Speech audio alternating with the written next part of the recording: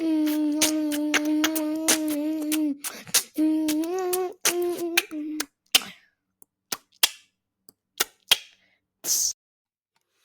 guys, so we've got another episode today, but today it's in memory of Shaun. So I go into just talking around death and what it means and just the ins and outs of it. I'm trying to just, you hear me say it again, I'm trying to bring as an authentic experience as possible to the journey of this podcast, because it is about identity human. It's not just about the nice positive stuff. It's also about the things that we kind of avoid or we don't want to, because that's where a lot of pain is held. So take a listen, and if this is an episode that helps you, then it's come at the right time. Yeah, enjoy. Welcome back to the Identity Human podcast, and it is just me today, Don. So a little running joke. Obviously, Ray still has not come back, and I'm very proud of her for being busy and doing her own thing. It would be great to have her back here. But today is going to be a slightly different podcast, and in the true spirit of making sure that we are showing the journey of the podcast and everything like that. If you go back to episode 1, you'll see it was all about making sure that you understand what everyone goes through on the time. So I'm interested to see how this episode goes, because on Friday or Saturday really early in the morning, we got the news that my half brother or brother Shaun passed away. He's 10 years older than me, and it was just sudden, really unexpected, and very unfortunate. And it's really been an interesting process. Like, that's the first time I'll say my brother died on Friday without nearly tearing up. Now, his name is Shaun. He's 10 years older than me. I wanted to just start by saying, like, who was he? He was my big brother, and we were just sharing some memories in our family group. And the memory I shared was him racing me in our garden in Zimbabwe, and him absolutely kicking my butt. Like, really, like, didn't even, he's 10 years older than me. I think I must have been maybe, because I remember it, maybe 6 or 7 or maybe 5. I don't even know, but we set off and he just absolutely blitzed me. Because he was, I think he was obviously 14, 15, 16 in that stage playing rugby. And I'm not sure if that was the reason I went on to be so competitive because of that. But he used to call me Dinks because I used to like dinky cars when I was a kid. And that was the only person that's ever been able to give me a nickname that they've remembered, they've stuck to my whole life. And I wrote a post on Facebook, and I just took some of the elements I took from that post, just around death. Like, he was the only one that knew me in every chapter of my life. And why is that important? Because when we lose someone, I think I've seen a lot of us, we mourn for the bit of us that we lost, that they represented. Because I think there might be two things to look at here. It's like, you obviously mourn, you're sad because you genuinely know that you'll never be able to hug that person, send them a message, hear their voice. Even if you haven't spoken to them for a while, it's now no longer an option. That is off the table. And then there's the second side, which I've just mentioned, is like, it's the bits of you that they represented, they reminded you of, that you've lost. So it is like, it's kind of a selfish thing, but I think that that's okay. I think we all do hold that for everyone that we connect with and everyone that we love, is we remind them of things within themselves that they love, and it's a good memory. So, for me, when I hear Dinks, I just hear his voice in my head saying, "Hey, my Dinks, how you doing?" Like, those little things that you only recognize once they're gone. Like, I never would have said to him before in a compliment, like, "Shaun, I love how I hear your voice when you speak to me. I love how it makes me feel." But now that he's gone, and you start to think about things, you start to reflect, and you just, like, it hits you like a wall. It's like, wow. Like, when I chatted to him, even if I was trying to offer him advice and just finding out how things were, it's that tone of voice that he used that connects with something deeper inside of you that no one else really can, because they don't know you as a child. But he did. And I think that's an important part of recognizing what we've lost. Is I've lost him, and I've lost that version of me with him, that it's going to be hard to remind myself of without his voice having that reminder, if that makes sense, or things just having his presence. And I wrote in my notes here, like, someone's invisible presence becomes visible when they're gone. And I've spoken about it before, but like, that's essence, isn't it? That's the essence that we give. That's the gift that we are, the energy that we have, is that unconscious. It's below what we talk about, what we feel, what we think about. That's just, it's in the background, and it's so obviously there, but you don't know until it's gone that it's there. Then it becomes something that you're like, geez, okay, now that's something that I really want them around for. And yeah, I think it was just something that I thought was important to put out, or to talk about. And just moving on is like, what is it about death? I think it's the only thing that's certain, and everyone grieves in their own way. Like, I've you put a Facebook post out and you see people sending their condolences, and obviously the really nice messages that come through.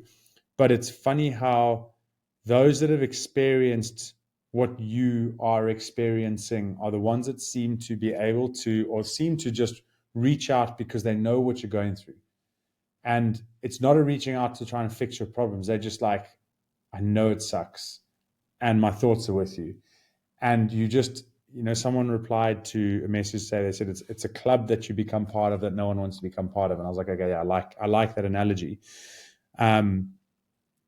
But death being certain is, I think it's something that we need to look slightly deeper into, and slightly at a different perspective. I bought my leadership development business from someone that had prostate cancer. So Phil Sampson, he had prostate cancer, and I got to spend almost another year-ish with him before he actually passed away. And we knew he was going to die. It was like it spread through his lymph nodes into his bones, and it was quite a journey to observe.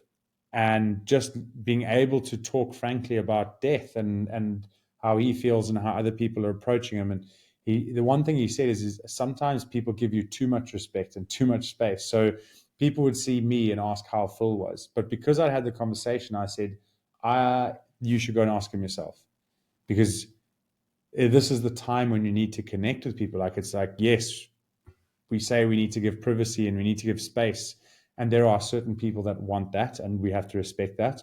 But actually, at the end of the day, death is something in life that I think is important for us to embrace, talk to, see different perspectives, understand how we can approach it, other than having maybe these expectations that we should be feeling very sad, and we should be mourning, and we should be doing it this way. And actually, if you look at different cultures, everyone does it their own way. And another thing that I've seen is how guilty people start to feel. Like, I felt a little bit of guilt, and I'll speak about that at the end. But like, we don't have that person to talk to undo that guilt, because that guilt is toward them. I should have contacted more. I should have done this. I could have done that. Like, all the things we could have done.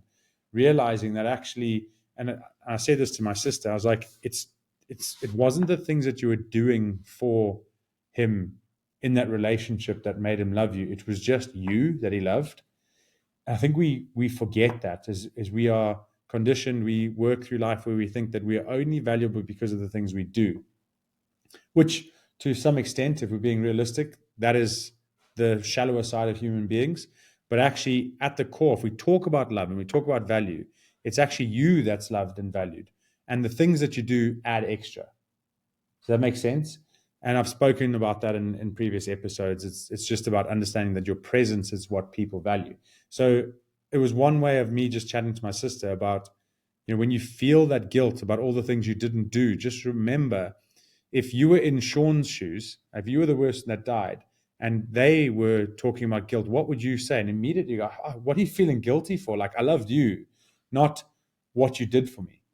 Like, that, we've got a deeper level of love than that. And just hearing that, I think, sometimes allows us to be able to shift the perspective of, like, I could have been better. And remind yourself that who you are is loved, and you love them just because of who they are. So, and it's not different. It's not different because you're thinking of it in a different way. It's the same thing. They loved you for who you are. You loved them for who they were, not what they did. And that's like, kind of works into unconditional love.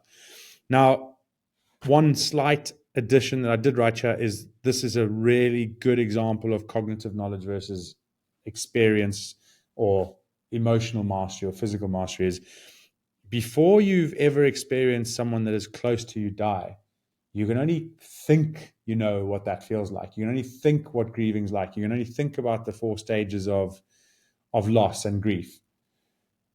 But once you have someone actually die, that really does flood you, just like, whoa, that gives me a perspective. Now I can see why those models actually do not matter as much as you think. They help as a guide. They help you recognize, the stages of grief. They help you recognize anger, frustration, acceptance, and everything to move through them quicker. But they ain't going to prepare you for what you feel. Like, that is something that you have to kind of really understand in life, is we just have to go through things to have that real deep mastery or understanding of something. So yeah, it's an extreme example of why you can't just read books. You've got to take the action, but also if you read books and take the action, then you're going to be able to take the action quicker and learn quicker and all that kind of stuff. I did mention in my post on Facebook that and I've got this video in my head that I would create to try and emphasize this so that we kind of get it, is you grow up and you've got, say you're carrying a flag, or you've got this flag in your backpack. I'm not quite sure where I'm placing it yet. And you're walking through life, you're looking around you, and you've got, say, your brother, your sister, your friends, your parents, people that you know, they've all got their own flag. And on their flag is a little symbol of who they are. So, Shaun's symbol, he was a garden landscaper, so he might have had his favorite flower on his flag. That's what popped up. On my one, it would be dinks, for example, or it would just be a symbol that I loved. It's just, that's my flag, right? That's what I'm about. And life is this: as you're taking steps, you're running through and you're enjoying it, and people are playing with you, all of a sudden someone's flag drops to the floor and they disappear. And you're left, and you're looking around, and their flag's on the floor, and you kind of go, what's just happened? And so you pick up their flag and you put it in your backpack, or you put in your hand, and you march forward. And I think that it starts to weigh a little bit heavier on you, and you can either use it to inspire, you can use it to build, you can use it in so many different ways. And then you can also, in the same video, you're walking along and you see a flag on the floor, and it's almost, you go, that's not my flag to pick up. So you carry on, but you realize that somebody that would have belonged to somebody. And this is the whole way, is like, it's how you carry yourself, how you represent. And you start to think back on, if you're carrying anyone else's flag, it's every action you take, everything that you achieve, in some small way, that person whose flags you're not carrying, you're doing them proud. It's lays back to that. So I did 2 or 3 weeks ago talk about, Charlie van Ryn, and he died in the Bali bombings, and his parents giving me the bursary, which is in the My Story episode. And I was carrying his flag. And that really did resonate then, because I can chat to his brother, I can chat to his parents now. And what I do, I'm always thankful that they gave me the opportunity to be in this position. So it really does allow you to look back and realize that how important the part other people play are in your success or in your journey of life, as well as the part that you play in other people's journey of life and their success. Because if you were to die and they were to pick up your flag, and that flag can be split, if 15 people want to pick up the flag and run with it, then that's fine. It's symbolism for, I'm going to take this on, I'm going to achieve. So I'm going to go and help with Shaun. He adopted a son, Brenwell, and he's now been left behind. So I'm picking up Shaun's flag, and that flag will have something to do with Brenwell in the future. However that looks, that's part of recognizing, I'm going to use that as a little driver. And that kind of takes me on to the last point that I've got you in terms of, what guilt did I start to feel? And it was kind of this playing small guilt. Is, unfortunately, my brother was sick, and we didn't realize, because he's in South Africa and he's working, you get busy, and he didn't have private health insurance. So he didn't want to go to the government hospital. I think he wanted to just ride it out. And he'd been on his antibiotics, and he was just trying to see what happened. And I always think, if the playing small for me was going, if I had been in a different position and not overthought and taken a while to make different changes and really bring success into life, I could have been in a position to be able to say, bro, what are you worried about? This is your health. Go and do it. Not that he told us that he wasn't doing it, but it's almost like put yourself into a position where you can really, in times of need and emergencies, help those that you really need to. And so for me, it's like, where's that playing small guilt come from? I'm going to use that in a non-guilty way. Like it's a lesson that it's learned, but you playing small, and all the things of, like, we talk about the gift that you've got inside, the talent that you've got, that version of you that you want to be. If you're not working towards that, that's playing small. It's not putting yourself in a position that when the time comes, are you going to be able to have the effect that you want to have? And if you're playing small, the answer is no, you're not. Okay, and I know that this is my brother, and it's quite close to home, but I really would have loved to have been in a position that I could support him in a better way. Like I have, like, so my mom lives with us, like, being able to do that's incredible. But it's almost recognizing how important family is. And it goes right back to what I was saying in the beginning is Shaun isn't just my brother. He's not just my family. He was someone that knew me 0 years old when I was born, 1 year old, 2 years old, 3 years old, 4 years old. And I even put, like, it just reminded me that I put in a post that he's these people that know you through your whole life are the kind of people that you can go to when you've got troubles, when you're feeling frustrated, when you're angry, or when you're being overconfident and overly ambitious, by the way, and you speak to them, and all they do is they laugh, but they don't laugh at you. They laugh in a way that puts you at ease, because they just recognize, like, the laugh just goes, you don't have to be anyone other than who I already know you are. That's the kind of thing that, playing small, you could lose those things, and when you lose them, it's too late. It's like, we can't get Shaun back. Like that sucks.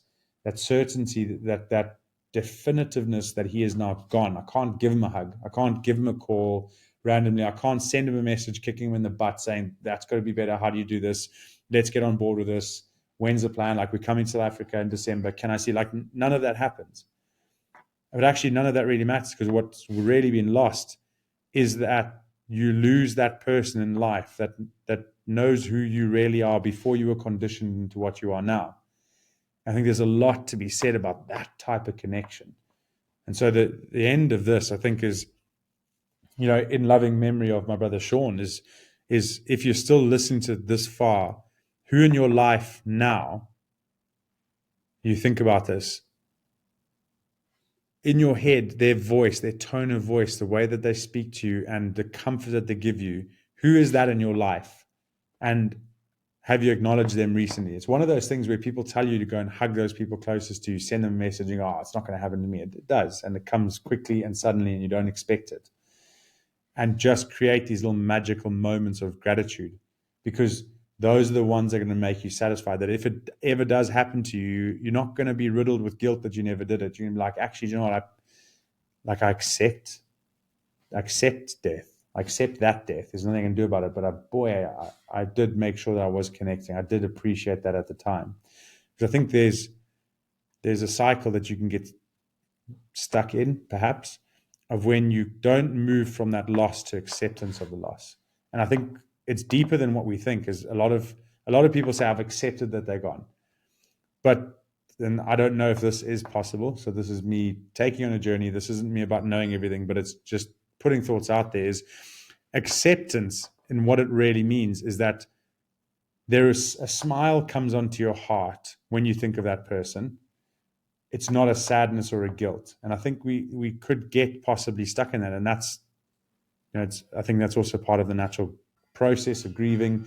Is there a level of peace that you can acquire from death through acceptance of that it happened, and you're grateful for that time that you got with this person while they were on this earth? And that peace that it brings is like, there isn't anything in you that makes you want to tear up and be really sad, because the acceptance is that it brings a smile, it brings joy, and like as if they were really still there. Like, is that something that lies in the future? Is that something that lies? Is that a possibility that's there that we don't necessarily go to, because everyone says it's just something that never goes away, never gets easier? I don't know. That could be in the future for me. The closer to home that connection is, I imagine the harder it is. the further and further away that it is, the easier it is to do that. So it's all a process. And I suppose that the whole point of today's episode was to just create some thinking, just to create some other thoughts around if you've been through death before, and how you cope with that. If you know, yeah, it's just recognizing that it can happen, recognizing. And I just wanted to make today's episodes on my thoughts and also just show you where we're at. Like, that is in loving memory of Shaun. I could, put a million pictures up, but there'd be no point, because I'm hoping that, you capture his essence. His essence was love, unconditional love, like almost childlike. And that's rare.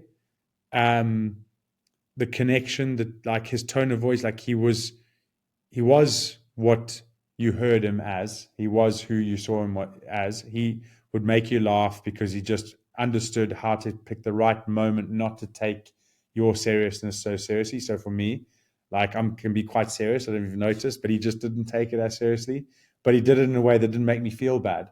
So he never said, "Oh, don't be so serious." He just had this ability to laugh and make you laugh with him, to make a joke and all that kind of stuff. And I think that's like, for Shaun to be remembered as someone that just, he represented love, that, like, genuinely, I don't know how else to say it, like genuine, compassionate love.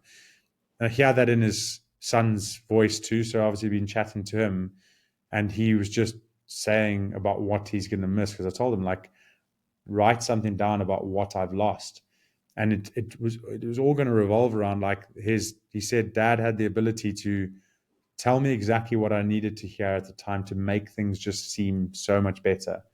And obviously Brenwell was adopted, so he's like, there's a lot of love that he was given to by Shaun, and that's Shaun's essence, that is his legacy, and that will carry on. I tell you, Brenwell's going to grow up and he's going to still have that feeling in him, and he's probably going to miss him still, but he's going to carry his flag in such a proud way. And yeah, I know there's ways that we can approach it, and everyone has their own way, but my way is to hopefully be inspired by this and not be uninspired. Not uninspired, I know it's not the right word, but be inspired by it and use it, and just make sure that I'm carrying Shaun's flag proudly. So I hope that this helps anyone else that might be going through a similar process, to just hear me talking, maybe take some of the analogies, carrying the flag, all that kind of stuff, and just slightly spin the way we are looking at death and what it means and where it takes us and how we approach it. So yeah, I'm going to end it there, because that's what I had to talk about. That was what was needed. Thank you very much for watching. I'm not going to be doing an episode next week, so we'll just take a break.